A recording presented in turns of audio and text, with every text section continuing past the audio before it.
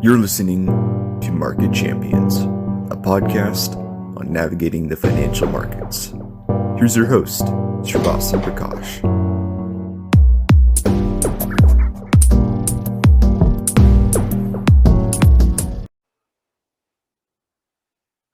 This episode of Market Champions is brought to you by Simplify ETFs. For more information, visit simplify.us. No simplified funds will be discussed during this podcast. Hey guys, welcome back to another episode of Market Champions. I just wanted to remind you to like, subscribe, and leave a comment. Really helps the page grow, really helps the podcast grow. Thank you so much for your support. And now on to the interview. Hey everyone, welcome back to another episode of Market Champions. Today we've got Alfonso Peccatiello, who is the author of the Macro Compass, a free macro newsletter, and the former head of a $20 billion bond investment portfolio. Alf, thank you so much for being on the podcast. You've been here before, so it is awesome to get you back on again. Thank you, Sri, and happy birthday, of course. Congratulations for making it to 18. Yay. I can say loudly, you're by far the most knowledgeable 18 years old about finance that is probably out there in the entire world. So congrats to you and happy birthday again. Thank you. That's really nice of you. Yeah. So Alf, I want to first start off by talking a bit about, your former role at a bank. So, what was that like? Usually, when you think of someone running a massive amount of money, like $20 billion, you usually think of some, 50, 60-year-old guy in some fancy office wearing a suit. And that's usually the way that goes. But then, you are still young. You're still 17 years old. So what was that like? What was the experience like, do you have any cool stories or war stories from that time? So I think the key point on how did I actually manage to get there is that I posted a thread on Twitter as well about it, is a mix of luck and skills. I always say a mix, and I attribute about 50% to luck. So the point is the skills you need to get there are quantitative skills, of course. You need to know about macroeconomics, the bond market, and all of that. But a lot of those skills are also soft skills. So those are so underrated, like communication skills, being able to interact with different stakeholders, being able to tune your message up or down depending to the audience you're talking to. I'll give you one example. If you go and want to invest in Italian bonds and you're a European bank or a North European bank, let's say, there will always be a stigma, always, because Greece, Italy, Portugal, Spain, all these so-called PIGS countries were pretty close to defaulting around 2011, 2012. And a lot of these Northern European banks before that time were pretty full of this, PIGS government bonds. And so they suffered a lot of either upfront losses by selling these bonds at a loss, or their capital was eroded big times in the meantime because these prices were going down. And so, their shareholders had something to say to the management of these Northern European banks because they were full of these investments, right, in their liquidity portfolios.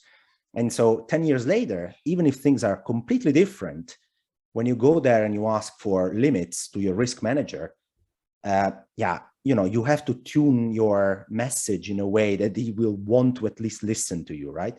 And you can be the smartest guy out there. You can have the best content, but if you're not able to communicate to your risk manager in an effective way, you're not going to even be able to start a conversation about Italian or Spanish or Greek bonds, right?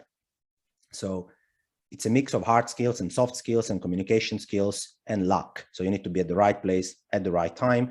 And you need to have a manager that really believes in you. You need to have mentors, at least one, somebody with gray hair or no hair at all, that has been there before you and can teach you how these corporate dynamics work, really. And you have to pay attention and be willing to learn and be curious about those. Got it. And, moving on from that, I wanted to get into talking about markets. And so, recently last week, we had the Fed chair come in and the presser was very, very hawkish and, FinTwit was sort of all over it. So I wanted to start off by asking, what's your take on it? And, how are you thinking about interest rates on the front end of the curve going forward?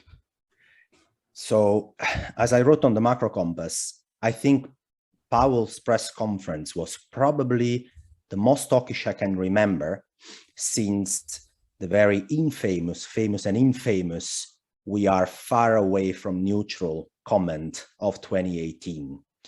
So effectively, he was given the chance to try and tune his message to be a little bit more dovish. Plenty of times by journalists, they asked him, do you think you can hike 50 basis points in March? Do you think you can hike at every single meeting going forward, rather than only the big 4 meetings that you have in front of you?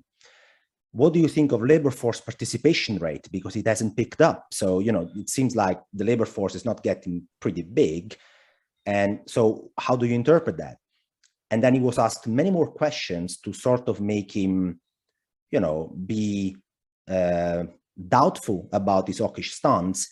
And at every single of these questions, he basically leaned on the mic and he said, maybe you didn't get it, I'm hawkish. So the answer to, can you hike 50 basis points in March, or can you hike at every single meeting, was basically, I am not going to remove the right tail hawkish risk of Federal Reserve action in 2022. You guys in the bond euro-dollar future pricing are trying to price it in. I can decide to make the distribution more centered around the modal outcome of 4 hikes. Let's agree on that being the base case that he wanted the market to price in. And then he could have cut the right tail, and he didn't. He just went there and said, I validate you guys. Please go ahead and price this right tail even further. And guess what happened? After the press conference, the distributions shifted its mean to the right. So from 4 hikes went to 5 hikes, being now the model case being priced in. But the right tail has become fatter. There is now a 30% chance priced in euro-dollar markets, and using options to calculate that they will be able to hike 6 or more times in 2022 only. So the reaction of the market is basically, Powell, you don't even want to budge when asked about financial conditions.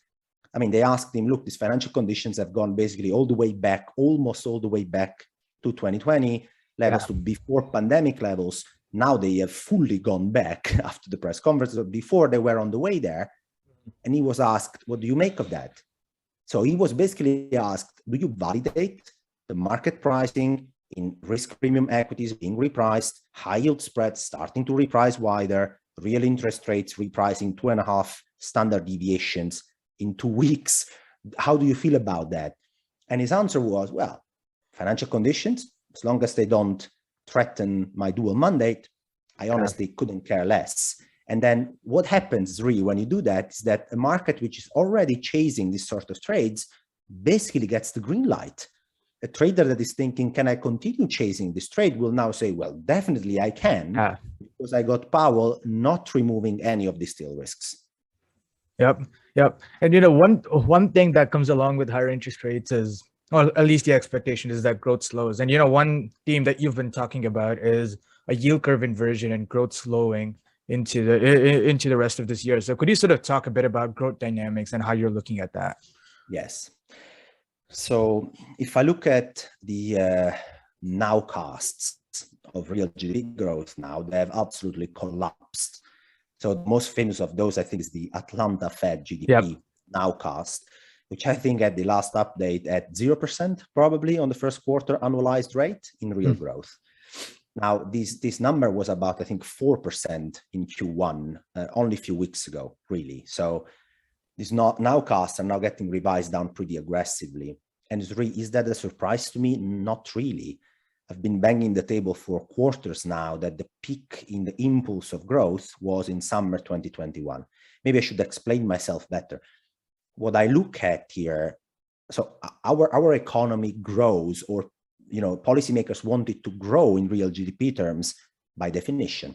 That's what we achieve as human society, right? We would like to create more wealth over time. All right, cool. So people looking at the growth rate itself are missing a key point. What matters here for markets and interpretation policymakers are going to make out of the entire environment is the acceleration or deceleration in this growth rate. So it's the pace of growth. That's what I'm really focused on. And if I looked at basically the numbers, it was pretty clear that this pace of growth had peaked in around summer 2021. And the reason why it did is that this acceleration throughout 2020 and the first half of 2021 was mostly driven by fiscal stimulus handouts and commercial banks extending loans as they were guaranteed by the government. So the government was picking up the credit risk that banks had on loans. So they felt like, well, it's pretty much a free lunch. I'm going to lend more money to the private sector. Now, of course, these had peaked somewhere like in late 2020. And then with a little bit of a lag, you start seeing this impulse of growth declining, which means we're still growing at a pretty robust pace, but we're not accelerating that. Yeah. And this acceleration in the impulse of growth had already been going on from summer. And in my models was only about to accelerate as we went into the beginning of 2022.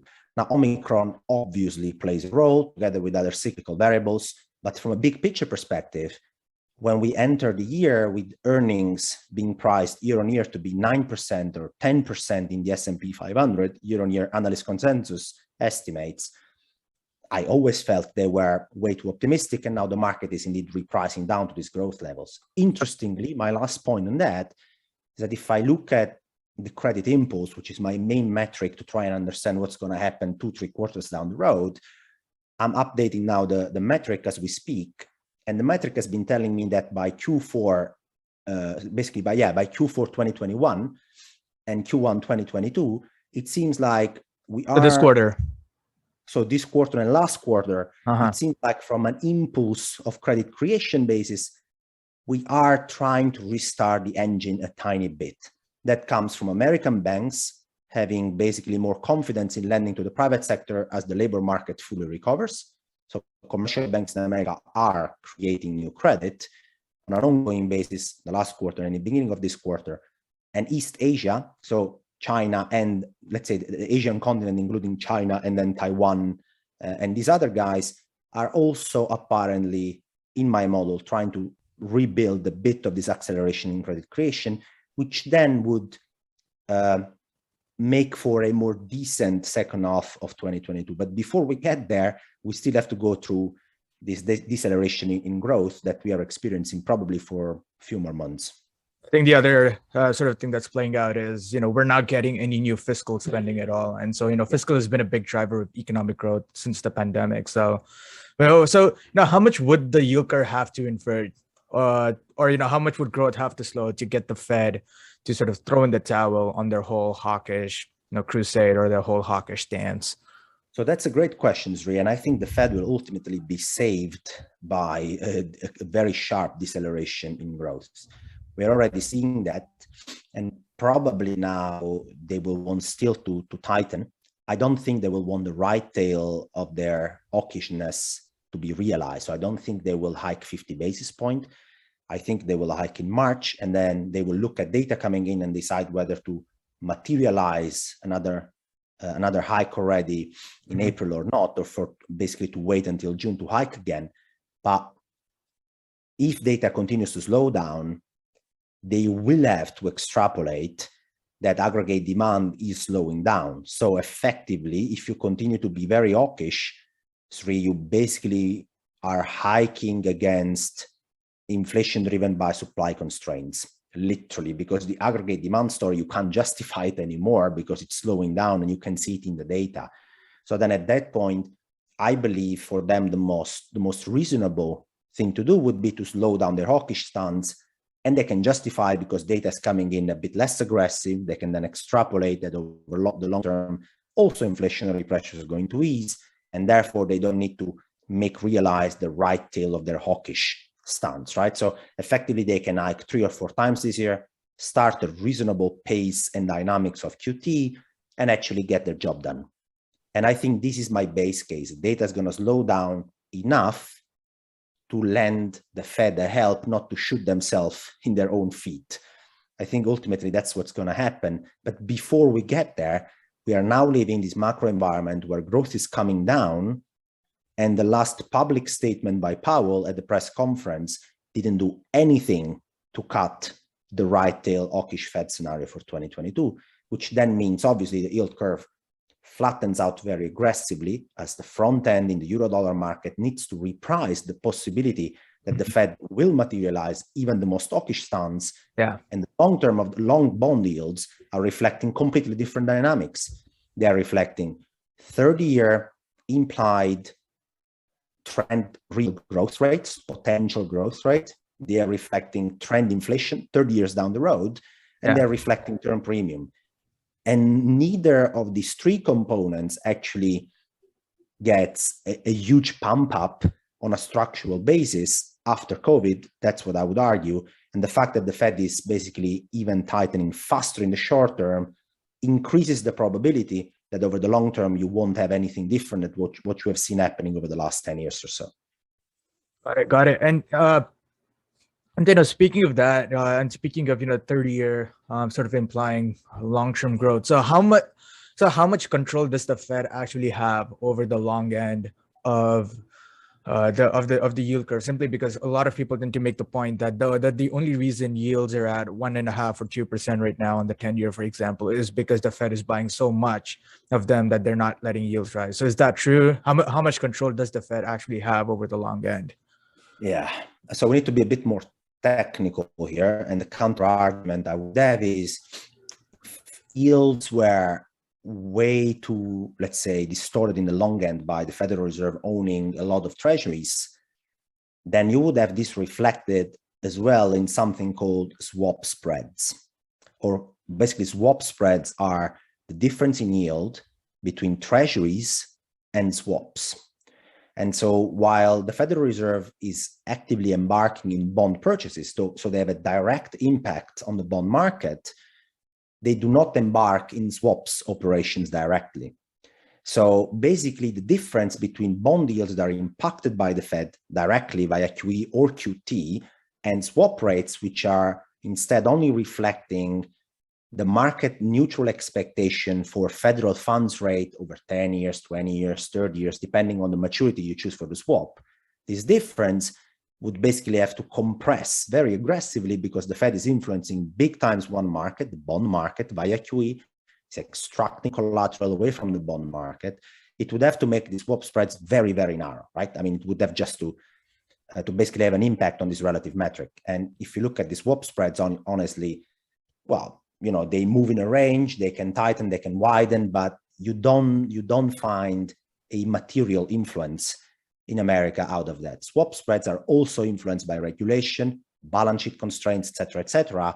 But basically, my point is the Federal Reserve obviously is able in the short term to influence bond yields in aggregate, right? And also bond yields relative to swap yields. But over the long term, the main dynamics driving long-term bond yields are the one I talked about before. Long-term trend nominal growth, so real growth plus inflationary pressures over the very long term, and term premium, which is defined as the compensation that the risk-averse investor would require for owning a very long-term bond with a lot of duration and interest rate against just rolling short-term bills ownership. You can just own a 6-month bill, and when it matures, you roll it in. And instead of replicating the third-year bond ownership like that, you literally buy the third-year bond, which means upfront you're locking in a certain return and you're also taking some risk. So you want to be compensated for those. That's called term premium. Long-term nominal growth is influenced by long-term real growth and inflation expectations, and a term premium is influenced by other factors.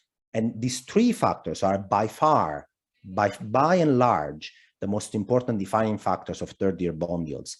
The Federal Reserve can impact those short term. If today they would come out and would say, Sri, we're doing QT, we're going to do it in a different, aggressive way. We're going to sell bonds from our balance sheet straight away to the private sector. And we're going to choose the longest bonds in terms of maturity from our balance sheet, and we're going to dump them all on the private sector at once. What do you expect the first reaction to be in long and bond yields? Initially expect them to rise, yeah.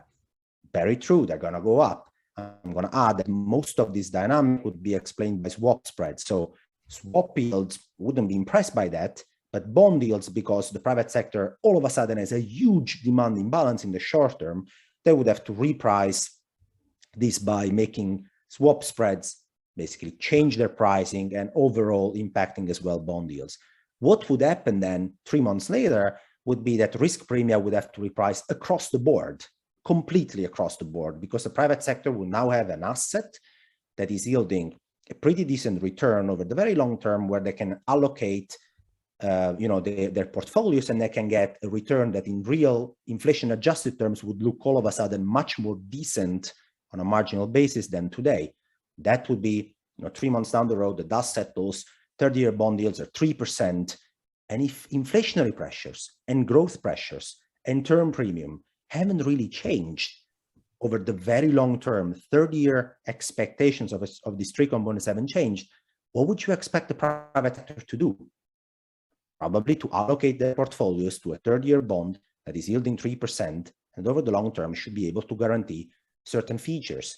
So the Federal Reserve can impact those bond yields short term, both with aggressive QE and aggressive QT, if you wish, but over the medium term, the three structural dynamics are the one that really matter. Yeah. And when you speak of structural dynamics, a lot of people tend to say, okay, number one, we've had a 40-year bull market in bonds. And number two, places like Europe and Japan, these bond yields are already negative. And number three, leverage as a whole has gone up significantly, over the last few decades. And so, people then come to a conclusion that over, say, the next 5 to 10 years, we're going to have some sort of end game play out. And so is there actually some sort of end game, or do you think, this bond bull market will continue? And so, and if there is an end game, how does that end game play out? So I would say the bull market in real interest rates is probably likely to continue a bit down the road. The bull market in nominal interest rates, a bit more difficult for it to continue at a very strong pace, but a full reversal, I can't expect that to happen either. So why do I say I'm pretty convinced about a bull market in real interest rates? Is because our system is built on continuous credit creation. So we basically have to lever up either the private or the public sector more and more to make sure that we create literally new resources, new money, that's credit creation. And then we give this leverage somehow to the private sector. They access it, they feel more wealthy at T.0 today. And basically you have this wealth illusion effect that you're growing faster than your structural dynamics would allow for. And how you make this whole system sustainable is that you make new leverage cheaper for the next guy that needs to come in. So a guy that needs to basically, that they wanted to buy a house 30 years ago in America had to pay 10% mortgage rates for 30 years.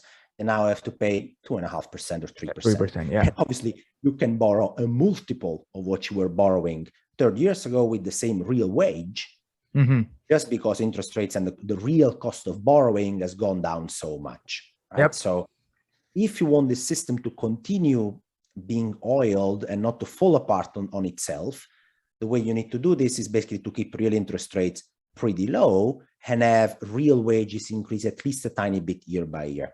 And that's what we basically have engineered over the last 20 to 30 years. Real wages have gone up by about 1 to 1.5% a year. So you increase a bit your capacity, your cash flow capacity in real terms.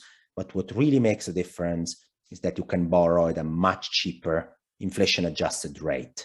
So basically you can borrow more and more, and so you can afford more and more.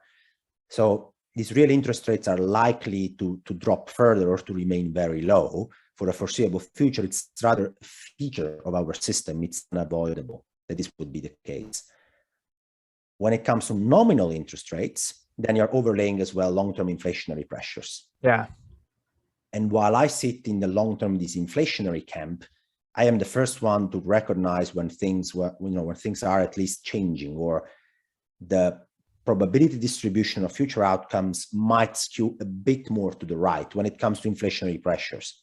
And the reason why I say that is, well, first of all, the green transition obviously involves some of this spending on relatively scarce commodities or relatively scarce capex commodities. Yeah. That makes the price of these commodities over the very long term likely to go to grind higher. This has an impact on inflationary numbers. That's point number one.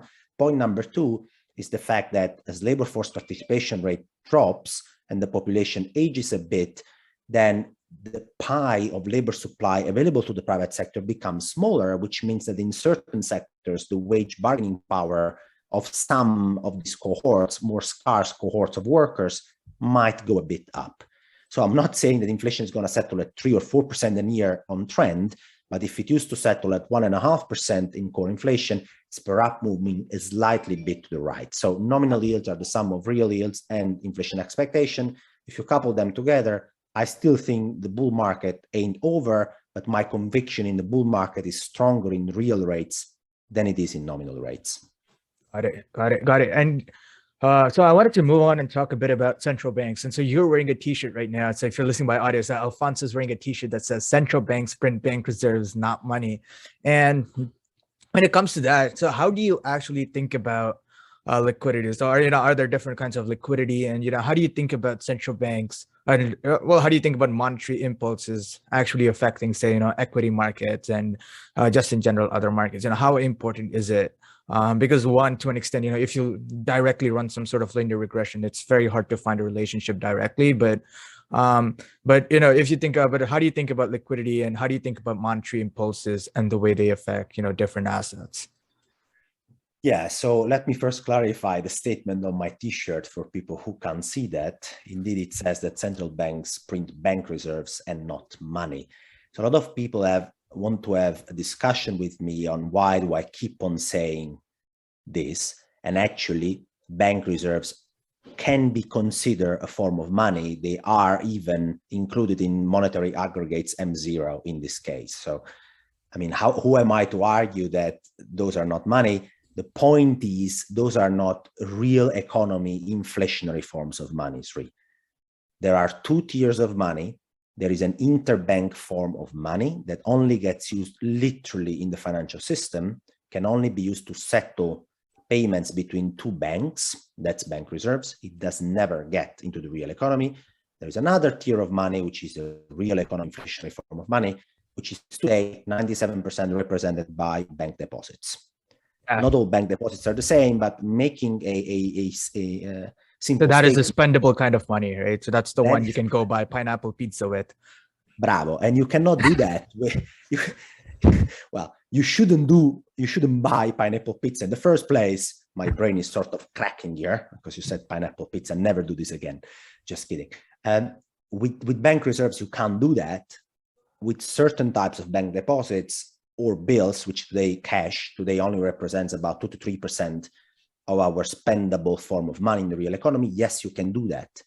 So with that spendable money, you might potentially have inflationary pressures if that amount of money increases compared to the amount of goods and services in the economy.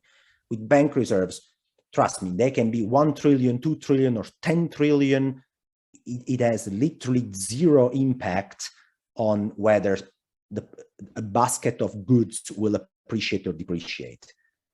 It doesn't have a positive correlation. It doesn't have a negative correlation. It has a zero correlation. And Japan is a great case because bank reserves went to the roof 20 years ago. Bank loans, so the amount of money that typically get in the hands of the private sector, went down as years went by. So these bank reserves, though, represent a pretty relevant form of liquidity, let me call it like that, for banks, because literally they give a very strong layer of certainty to banks that they will be able to settle interbank payments at the end of the day. They really don't have to worry about that.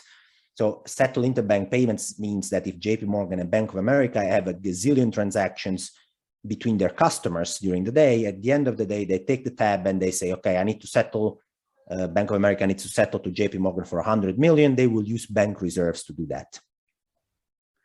Now, these bank reserves therefore give them a pretty strong layer of liquidity. They will be able to settle these payments. But what's really important as well to know is that those bank reserves are counted in what's called regulatory liquidity. So there is a ratio, which is called the liquidity coverage ratio, which was imposed by regulators after 2008, 2009. And this ratio basically makes sure that commercial banks have enough of these reserves to settle payments so that they don't have a liquidity problem, really. And so the regulator said, dear banks, you had a balance sheet of 100 full of crap before the great financial crisis. And when not even when it came to solvency, but when it came to liquidity itself, you weren't equipped. Maybe you could be solvent, but you didn't have enough liquid assets on your balance sheet to settle payments. Yeah. So now you must have them, because I'm going to impose it to you via regulation, liquidity coverage ratio, which basically tells banks that they need to own enough liquid assets on their balance sheet to meet a stressed outflow event on their liabilities. So the regulator stresses, how many deposits or, how many liabilities outflows you can have over a 30-day period in a stress scenario. You need to have at least the same amount of assets on the asset side that are liquid enough to meet this stressed outflow scenario. Guess what these liquid assets are? Reserves and bonds, first and foremost. So these reserves basically account for this liquidity buffer that bank needs to own. And for you to know, this liquidity buffer is generally about 15% of the asset side of the balance sheet of banks. That's large. It's a very large amount. A large European bank has a balance sheet of 1 trillion, which means their asset side, which must be liquid assets, has to be 150 billion euro, which can be either reserves or bonds. Now, with QE, if you float bank with reserves, because that's what QE does, it takes away the bonds and it gives bank reserves. Well, at some point, their liquidity buffer, which again, they must own for regulatory purposes, start to be composed only of these reserves. These reserves are inert. They yield nothing. Actually, in Europe, they yield negative 0.5% year over year at the moment. They have no interest rate risk. Their reserves overnight at the ECB. They have no credit risk. They yield you nothing. They hedge you against no risk, which the bank might run on the liability side of their balance sheet. So, at some point, the CFOs and the treasurers are like, nice, they have this regulatory liquidity thing, but I'm making nothing with these things. So what they're trying to do at some point will be to basically rebalance back their portfolios to something that yields at least something. And they will do it by placing their assets into regulatory well-treated assets that are not reserves and that are still eligible for regulatory liquidity, which is a big sentence to say bonds. All right. So obviously the large amount of reserves in the system via second round effects influences banks with their regulatory liquidity portfolio to rebalance bonds. So it drives a marginal flow even to the riskier side of the bond market, you might know, because if everybody's doing that, then rest assured risk-free bonds are yielding less and less.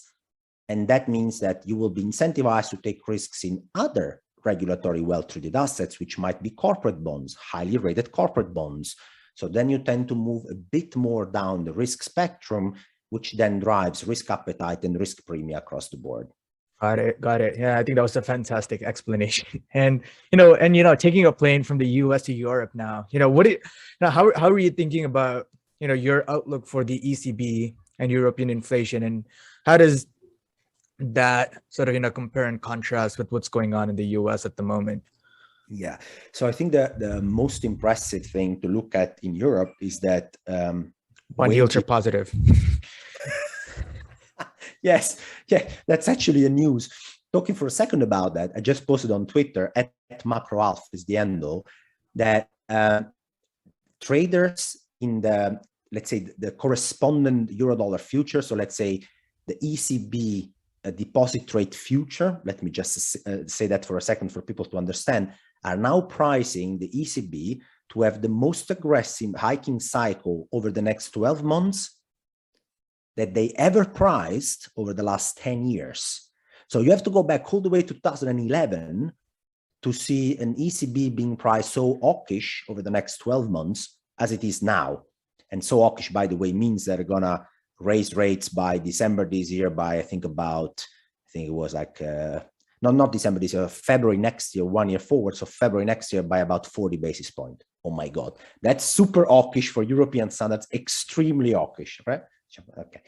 Now, why is that? Because inflation surprised on the upside once again in Europe. Yesterday, data were out for Germany, for Spain, for France as well. And all these inflationary figures surprised to the upside against consensus. So I think in Germany, we printed almost 6% year on year, in Spain at about 5% plus. So we're surprising on the upside. The interesting thing in Europe is that the slack in the labor market is much larger than in America. And people mismeasure this slack in the labor market by obsessing about U3 unemployment rate. That's the most common definition of unemployment rate, which only focuses literally on unemployed people divided by the labor force, the total civilian labor force. Now, the thing is, the unemployed people, or together with the unemployed people, there are also people that are, let's say, detached from the labor force, which means that, you know, they are not actively looking for job or partially looking for job, which excludes them from the definition of being unemployed. And so if you broaden the definition of unemployment rate from U3 to U6, and so U6 in America today, I think is about 7%, slightly above that level. And so that would include unemployed people, part-time, not because they chose to be part-time people, detached people from the labor force, and all these, you know, broader definition of unemployed people. In America, it's 7%. If you look at Europe, that number last time I checked was at least double, 15, 16%, which means that the real slack in the labor market in Europe is much larger, and you're seeing this reflected in wages too. So even if inflation is springing at 5% in Europe, the compensation per employee or other units of negotiated wages are not picking up at all. In America, they are picking up, still below inflationary levels, so real wages are negative. But in Europe, there are not even mature material signs that these nominal wages are picking up. And that's because, in my opinion, part of it is explained by the fact that the real slack in the labor market in Europe is much broader than it is in America.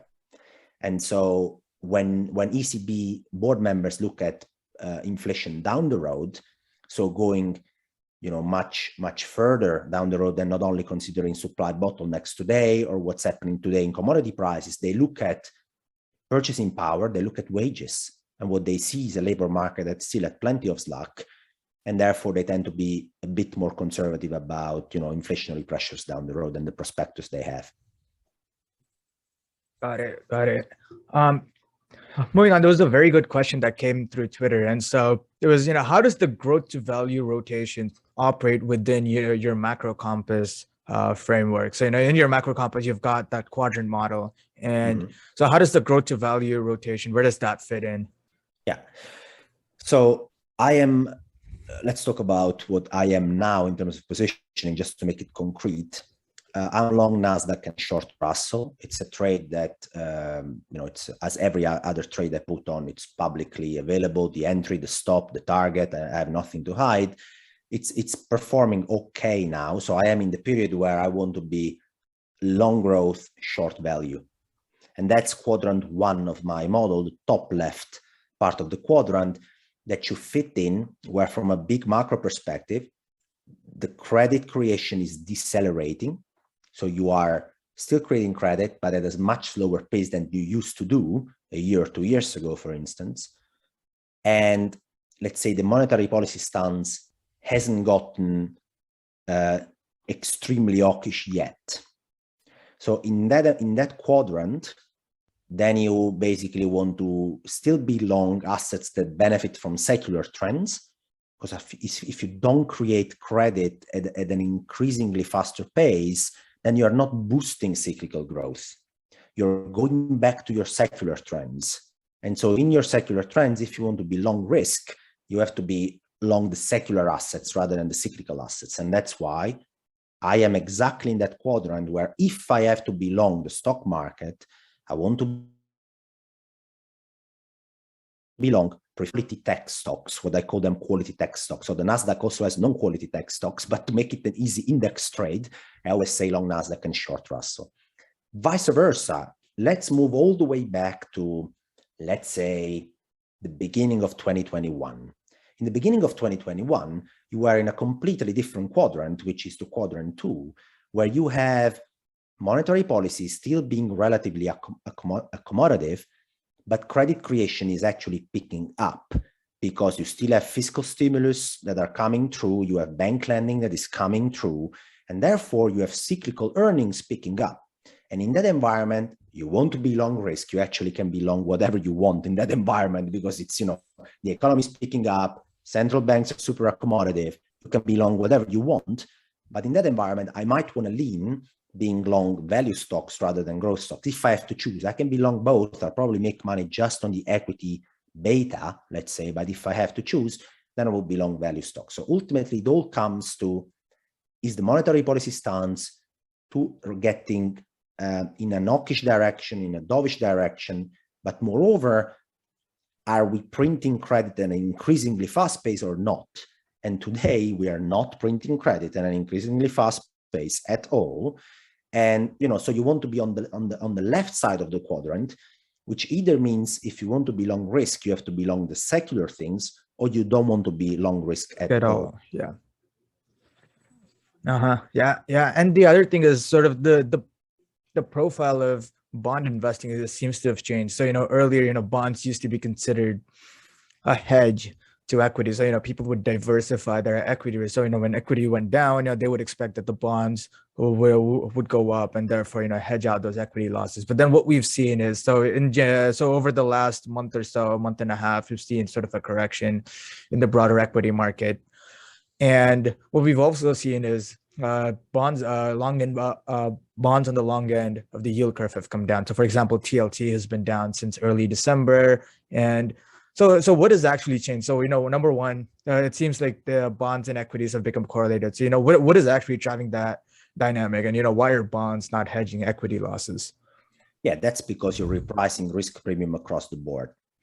And that basically means that risk-free real interest rates have moved up over the last 2 weeks, over the first 2 weeks of January 2022, by 40 to 50 basis points.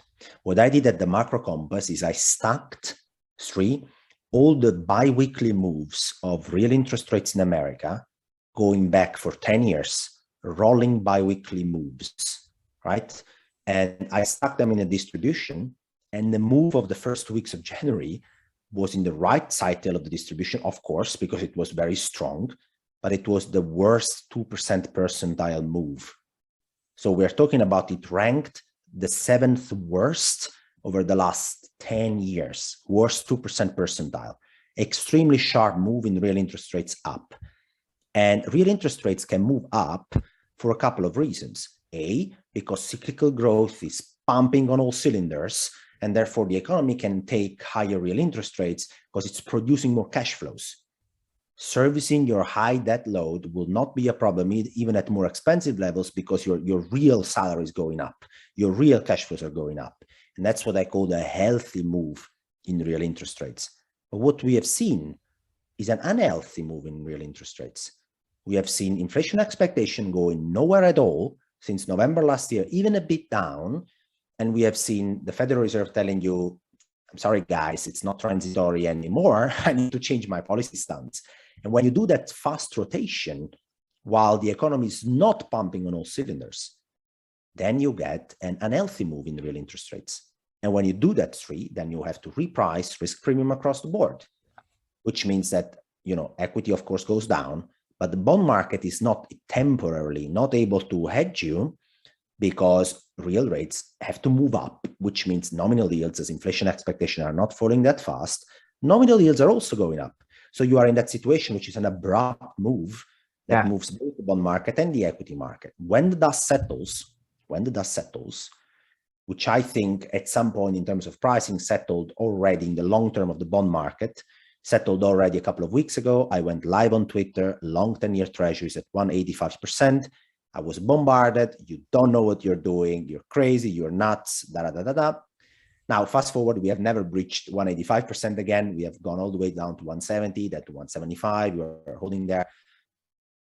At a certain point, once the risk premium has been repriced across the board already, and real rates have had such a sharp move, that there's a vicious effect on equity markets as well and on credit spreads, the central bank will obviously have to tune down a bit the message. And when they do tune down a bit the message, then bonds can serve again as a hedge against equity drawdowns.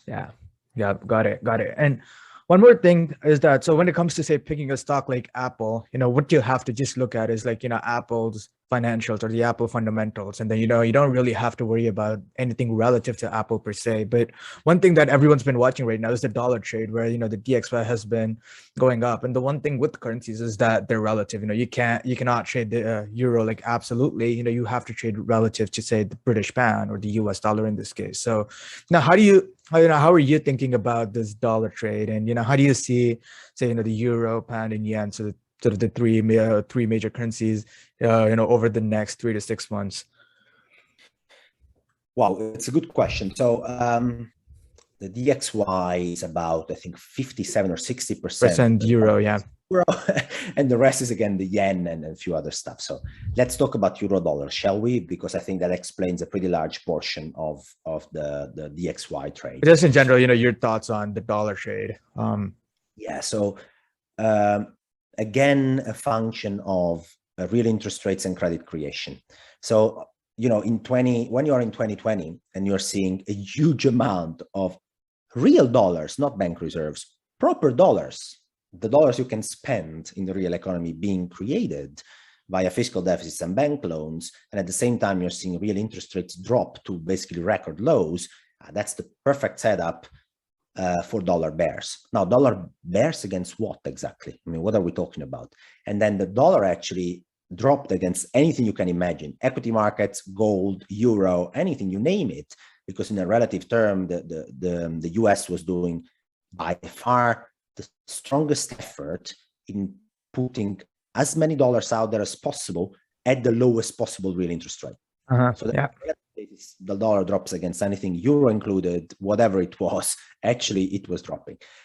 Now you move back to end of 2021, the situation is exactly the opposite, because in a relative basis, America is tightening the fastest it has, because for every credit sugar rush, there is a credit cliff. And so the credit cliff means that on an incremental basis, there are so little dollars being created now, because the fiscal stimulus is not there anymore at the same pace at all. It's not comparable. While Europe or Japan, as they did less before, also on an incremental basis, they are undoing less now.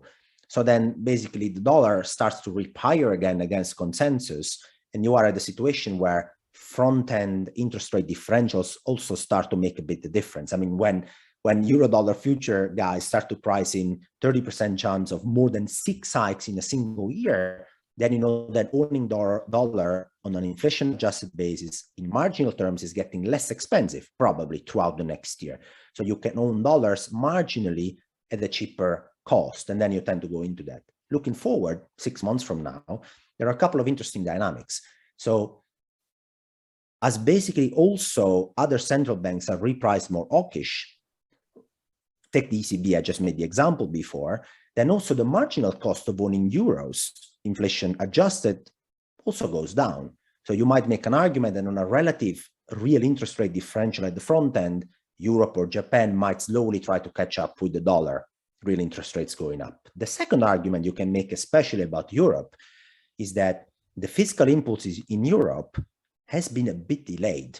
And that's because of the nature of the fiscal impulse, which was mostly done via the European Recovery Fund, whose funds are literally being disbursed over time, while the stimmies in America were dispersed straight away, basically throughout 2020 and the first quarter of 2021. And in Europe, this fiscal impulse is coming a bit later, which makes me want to try and be long euro dollar if the global macro environment allows me to be, because there is also this fiscal stimulus mismatch, basically, that we are going to see in disbursements because of the European Recovery Fund. Mm-hmm. Yep. And thinking about other currencies, so say the yen or the British pound. So how are you thinking about other currencies against the dollar? Well, the British pound is what I call a developed market proxy for an emerging market currency. So,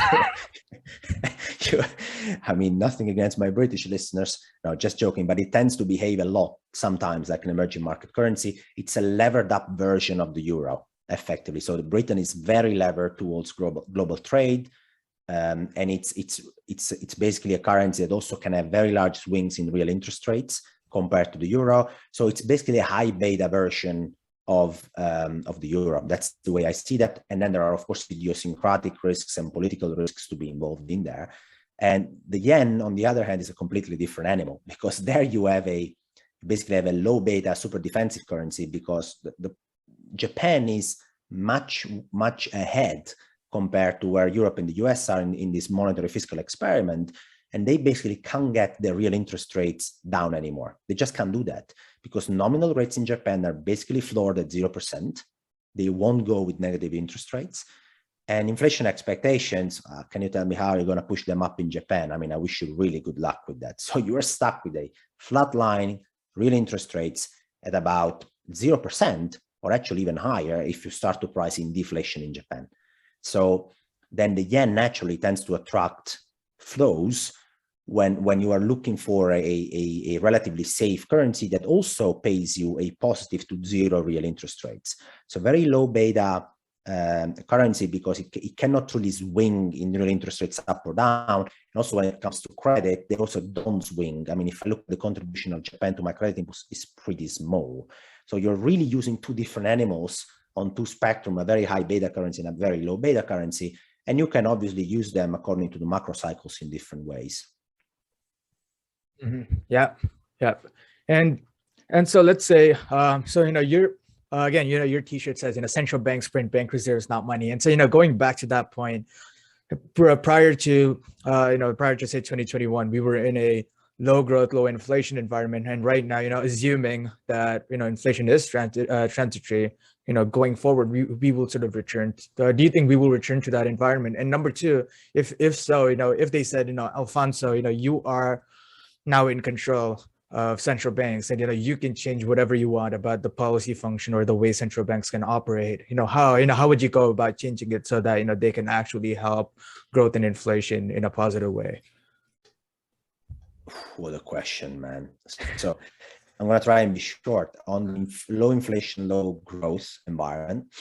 As I said before, I think the distributions have slightly shifted. So when it comes to real growth, we are slightly shifted lower even. So on the left side of the distribution, the economy is becoming more over levered. And also the demographic trends are going to make it even worse when it comes to generating trend real growth going forward. So post-pandemic, I see a real growth trend even moving to the left side of the distribution a bit more. When it comes to inflationary pressures, I see them moving a little bit to the right because of what I explained before. Those are long-term factors like ESG, or the fact that an aging demographics reduces the labor supply to the economy. So in certain sectors, you might have more wage bargaining power as time progresses that might put a little bit of upside pressure to inflation. So I moved one distribution, real growth, slightly to the left, one distribution, inflationary trends, slightly to the right. When it comes to, well, in nominal terms, it didn't really change much. I would argue on a total basis, so real plus inflation, we have moved slightly down as well in nominal terms, slightly, not by much. When it comes to central banks, I'm so tired of talking about central banks. I'm sorry, but they can't do much. A central bank, its main function is to be the clearinghouse of commercial banks. All right. I mean, That's why they were born in the first place in our monetary system. I think Jeff Snyder had like a good analogy. He said that, a central bank is like a fire station. They can put out fires like inflation, but, they don't have the tools to start it. I completely agree with that. They have tools, to be honest, they have tools that are very difficult to use. For instance, regulation is by far their biggest tool. Yeah. They can go to a commercial bank and they can say, ladies and gentlemen, regulation from tomorrow changes. So your capital requirements for loans are 0. So you don't need to touch any capital. But they did that in the US, right? And we still haven't seen like loan growth. Much. Because we say in Italy, you can take a horse to the water, but you can't make the horse drink. Yeah. So people say, right, I mean, we change regulation and that is going to drive loan growth. And then to make loan growth, you need the private sector to want to have loan demand in the first place. The private sector is already very leveraged. It could get more leveraged if it could see either very cheap credit and or a productive outlet for this credit. And at the moment, to be honest, I really don't see many of those. But with regulation, they can be super effective if they wanted to by changing the rules of the game. So they can say you need to own less liquid assets. You are less punished for making loans when it comes to the capital you need to attach against loans. Regulation, I think, is the strongest weapon central banks have, contrary to what people think, that the strongest weapon they have is when it comes to inflation and real growth, especially. It's QE, QT, bit higher rates, bit lower rates. To be honest, especially for trend growth and trend inflation, they can't do much about it. Regulation is by far the strongest weapon. Yeah. It's I think it's as you mentioned, you can take a horse to the water, but you cannot force a horse to drink. And so I think that's sort of how central banking is playing out. You can bring down the reserve requirement to zero, but then you cannot unless like politically. Do you think like overall politics is going to play a larger role? So politicians will start to force banks to lend once they sort of realize that the problem is with lending growth. So Russell Napier, I think, is one of the he's been talking about that. So basically, of the government subsidizing bank loans, which is what happened in 2020. Yeah, he would think this would be used much more going down the road. Well, I think these regulatory changes take decades to be made out of this size. I mean, think of Basel regulation; it took forever to be given birth to. I think the direction of travel is that commercial banks will be forced to give away some of their flexibility and freedom in redirecting credit. I mean, policymakers they have already understood that they need more control on where credit is going and when and how, which is what China is doing. China is telling state-owned banks, you can or can't lend to this sector, you can lend at this rate, and you have to lend now or you have to just close the taps. They have an immense power, centralized power of redirecting credit, which has served them pretty well over the last 10 to 20 years. I think policymakers will want to get some of this power in Western Europe too, the Western world too. It just takes time, to be honest. And then the last thing I want to say is that you talked about reserve requirements being at zero, but banks don't lend reserves. Yeah. So you can put it at zero or you can put it a bit higher. It wouldn't make too much of a difference. What I was talking about is capital requirements. So I was talking about, the regulator going to JP Morgan and saying, if today you make a mortgage and you need to put out of 100 notional lent for a mortgage, 10 capital set aside to protect against default risks of this mortgage. So you have a bit of capital buffer against a potential default. They could come and they could say, sorry, you just need 0 or 1 or 2 now. And that would incentivize JP Morgan to make more of these mortgages and more of these loans because their return on equity would look better. So they can do a lot of things to sort of incentivize banks to lend from a regulatory perspective. But again, you can bring the horse to the water, but you can't force the horse to drink. Yeah.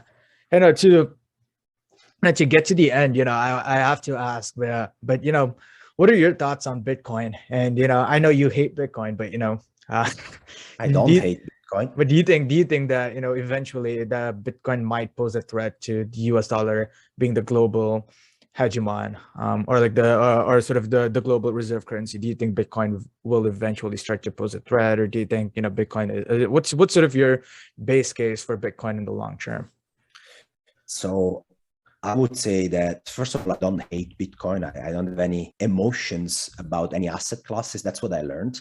My experience of being emotional doesn't pay off. Yeah, I'm the first guy to say I'm a disinflation guy. I think growth is going to suck long term. If facts change, I'm going to change my mind. I don't care if I was wrong before. I need to try to be right next time. That's basically how I approach things.